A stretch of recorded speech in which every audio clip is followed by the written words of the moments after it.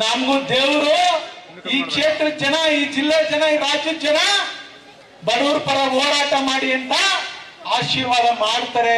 ಆ ನಂಬಿಕೆ ಮೇಲೆ ಇವತ್ತು ರೈತರನ್ನ ಉಳಿಸುವಂತ ವ್ಯವಸ್ಥೆನಲ್ಲಿ ಹೋರಾಟ ಮಾಡ್ತಾ ಇದೀವಿ.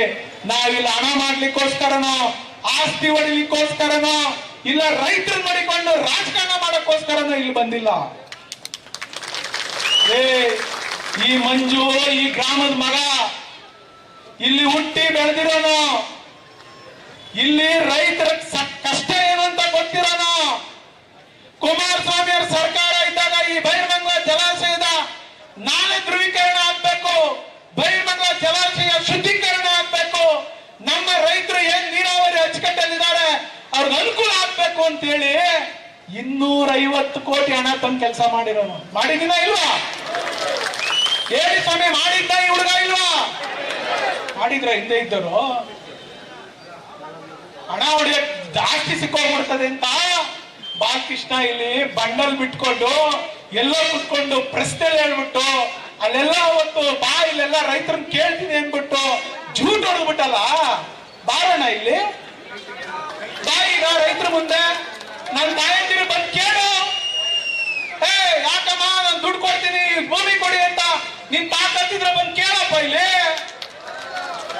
ಕೇಳ್ಬೇಕಲ್ವಾ? ಡಿ ಕೆ ಶಿವಕುಮಾರ್ ಸಾಹೇಬ್ರೆ, ಇವ್ರು ಅಸಲಿ ರೈತರ ನಕಲಿ ರೈತರ ಅಂತ ಹೇಳಿ ಬನ್ನಿ ಈಗ ಒಂದ್ ದಿವಸ. ನಿಮ್ ಪಕ್ಷದ ಮುಖಂಡ್ರೆ ಯಾರು ಬೇಡ, ಯಾರು ಬೇಡ ರೀ. ನೀವು ರೈತರಿಗೆ ಒಳ್ಳೇದ್ ಮಾಡ್ಬೇಕು ಅಂತಿದ್ದೀರಲ್ಲ, ನಾವೇ ಸೇರಿಸ್ತೀವಿ, ನಿಖಿಲಣ್ಣನ್ ಕರೆಸ್ತೀನಿ, ನಮ್ ಲೀಡರ್ ಕರೆಸ್ತೀನಿ.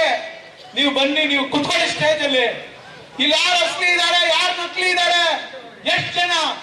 82% ಜನ ಕೊಟ್ಬಿಟ್ಟವ್ರಂತೆ. ತೋರ್ಸ್ರಿ.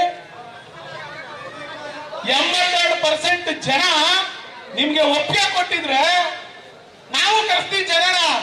ನಿಮ್ 82% ಜನನು ಕಳಿಸಿ ನೋಡೋಣ ತಾಕತ್ತೀವಿ.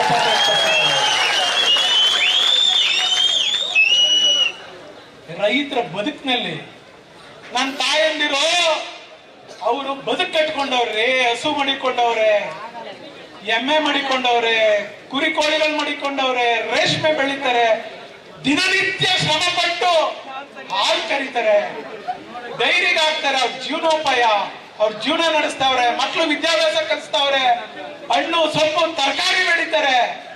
ಅದಕ್ಕೆ ನೀನು ಕನಕಪುರದ ಕಲ್ಲ ಬಂಡೆನ ತಂದು ಅವ್ರ ಎದೆ ಮೇಲೆ ಹಾಕ್ಬೇಕು ಅಂತ ಇದೆಯಲ್ಲ, ಇದು ಸರಿನಾ? ಯಾರು ಕೇಳಬಾರ್ದ?